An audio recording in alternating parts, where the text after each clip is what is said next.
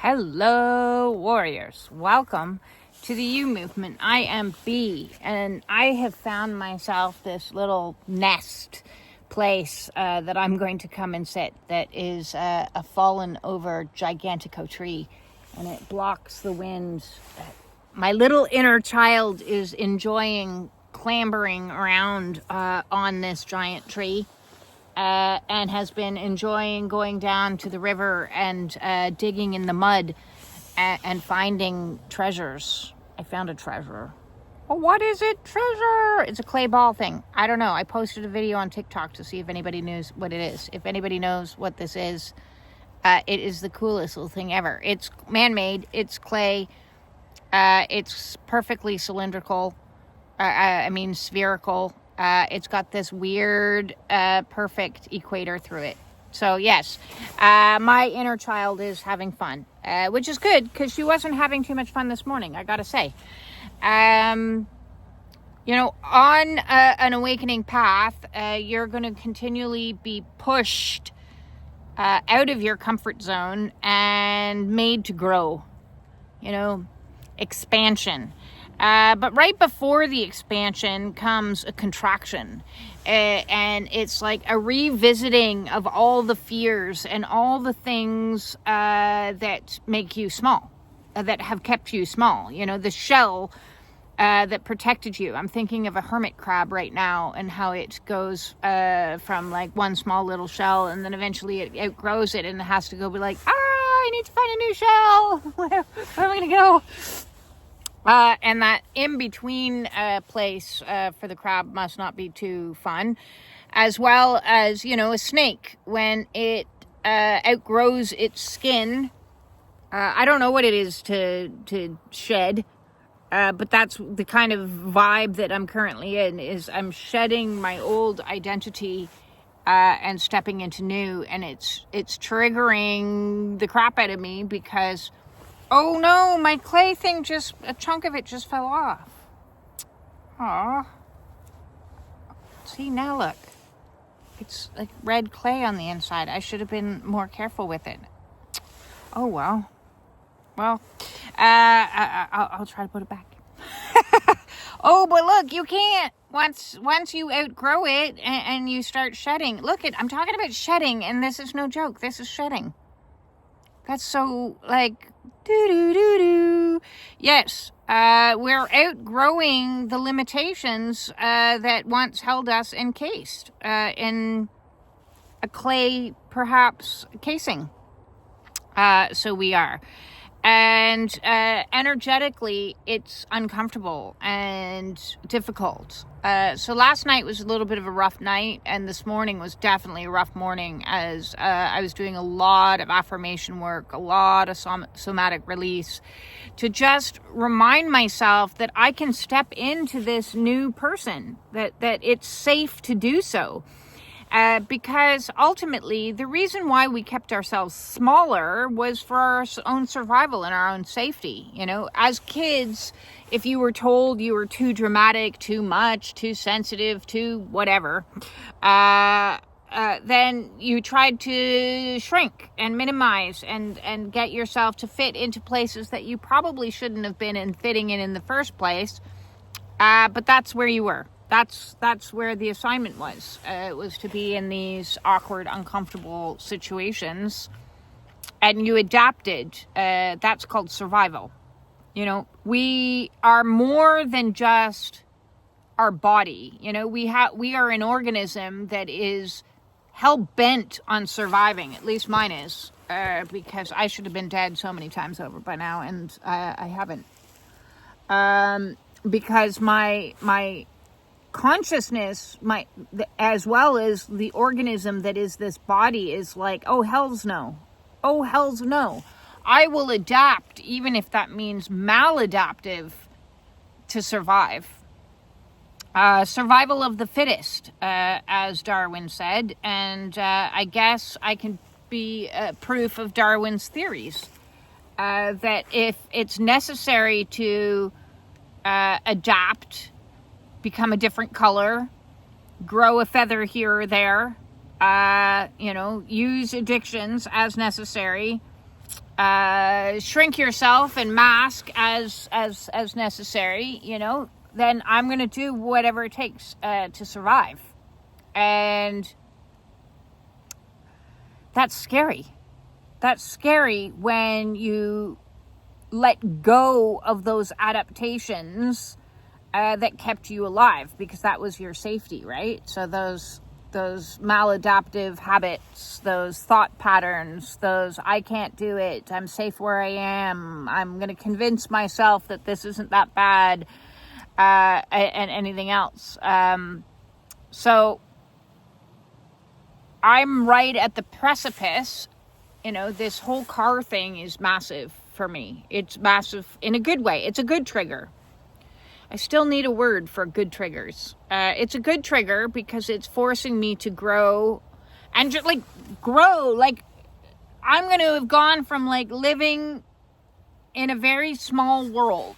My world's been very small all my life because I couldn't just hop in a car and go places. So to get me anywhere required either reliance on somebody else or paying for a taxi or an Uber. So I wasn't self-reliant. I wasn't my world literally was small. And now I pick up my car on Wednesday. Even saying that out loud is like, what is happening? I pick up my car on Wednesday and then I literally could go anywhere I wanted to. If I need something, I don't have to order it from Amazon and pay a premium. I can actually go to the store and pick it up. If I want to go to Mogami and go camping, I can. If I want to go visit a friend in Montreal, I could. Although I wouldn't just yet, because I'm not doing any major highways at the present moment in time. It would be a very long drive on the back roads.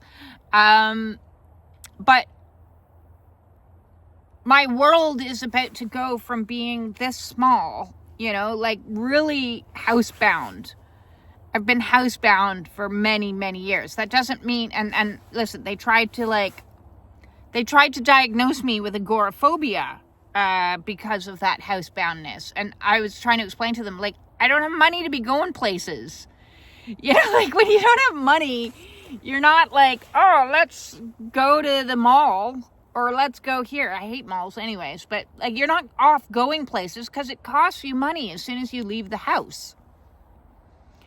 So to be able to go places and do things is going to change my life in every conceivable way. And my ego, my mind, my survival mechanisms of convincing myself for years that, hey, I'm fine in this small little world, even though I have an adventurer's spirit at heart. I love travel. I love going on adventures. And so I am breaking through this shell that's falling off. That's me. I'm breaking through, and it's red and raw underneath. It is red and raw underneath. That's exactly how I feel, is red and raw underneath this casing that's trying to convince me that, I shouldn't drive because I could get in an accident, or I shouldn't go places because it's not safe.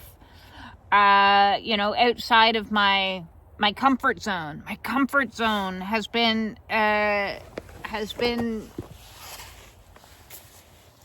so restrictive for so long.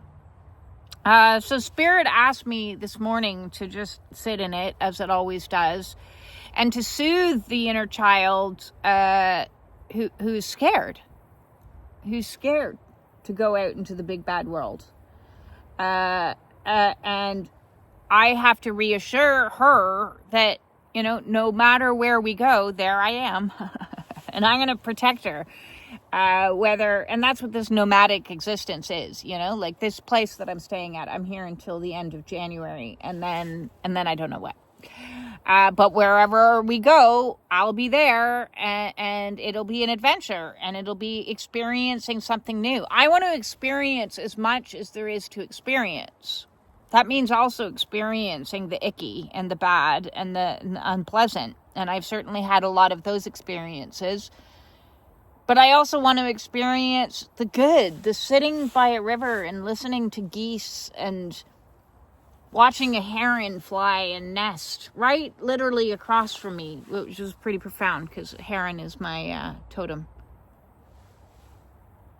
I want to experience the freedom that comes with mobility. I want to experience this new life. And yet, there's parts of me that are afraid to fully let go of all those things. We encase ourselves in false senses of safety, owning a home, well, now I'm safe, I'm secure, I own my home.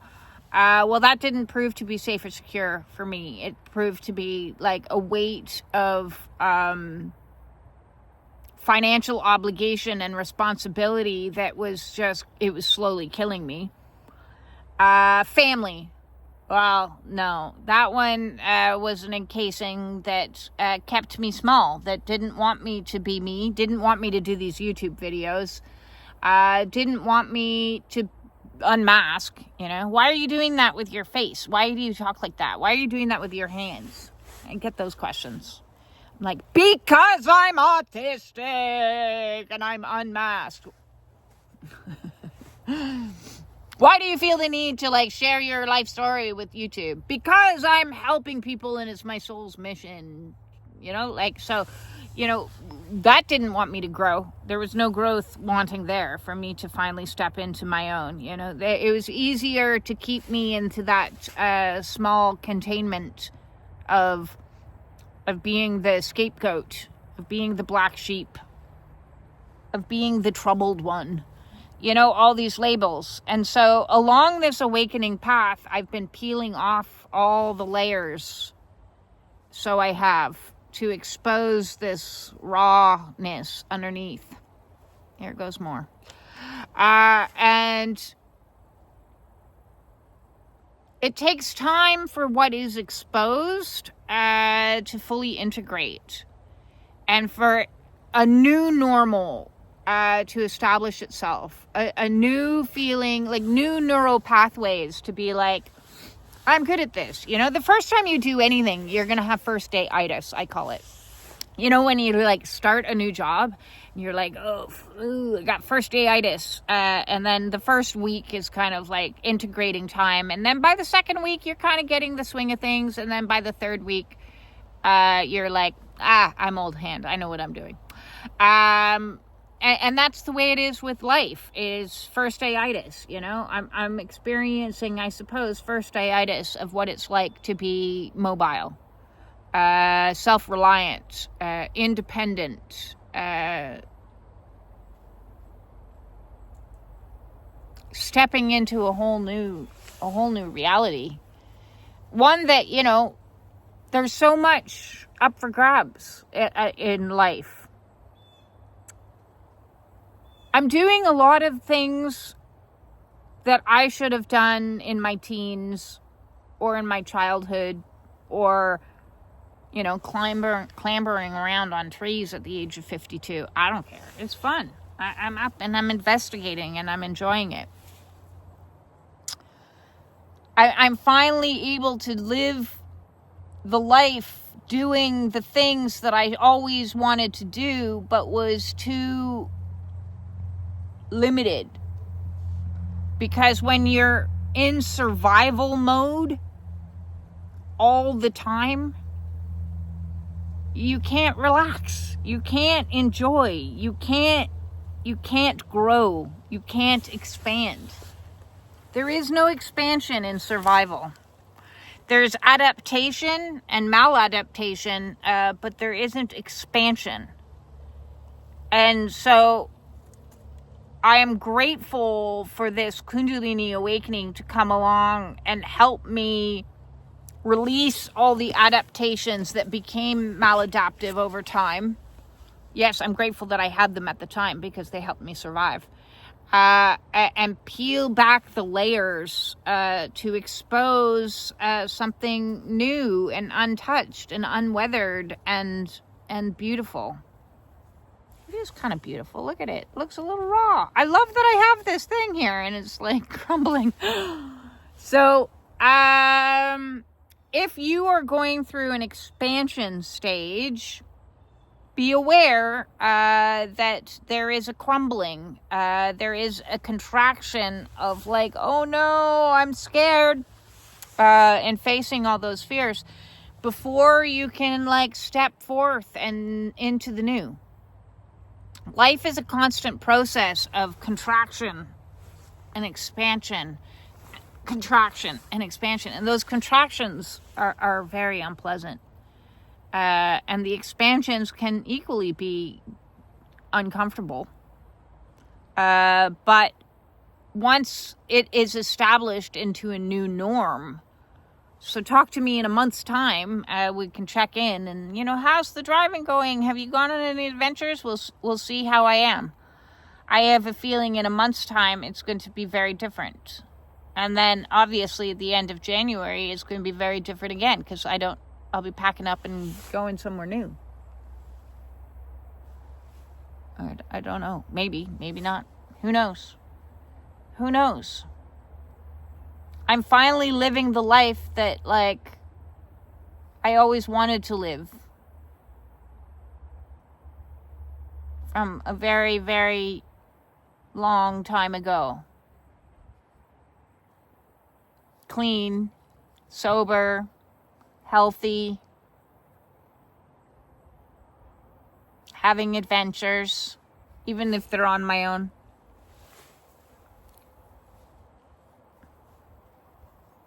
This awakening process is the best and the worst. It is miraculous and brutal. It is collapsing duality because it's both. It's both. I love how this is like two hemispheres. One hemisphere here is thinking new thoughts. So that's enough for today. Sending you all my absolute love. If you are going through an expansion, be prepared for the contraction before it happens. And I've been using my affirmations. If you want to use any of my affirmations, go to the Meditations with B playlist. I have a bunch of affirmation meditations that I made to help that inner child that goes through some scary stuff on this awakening process. And with that all said,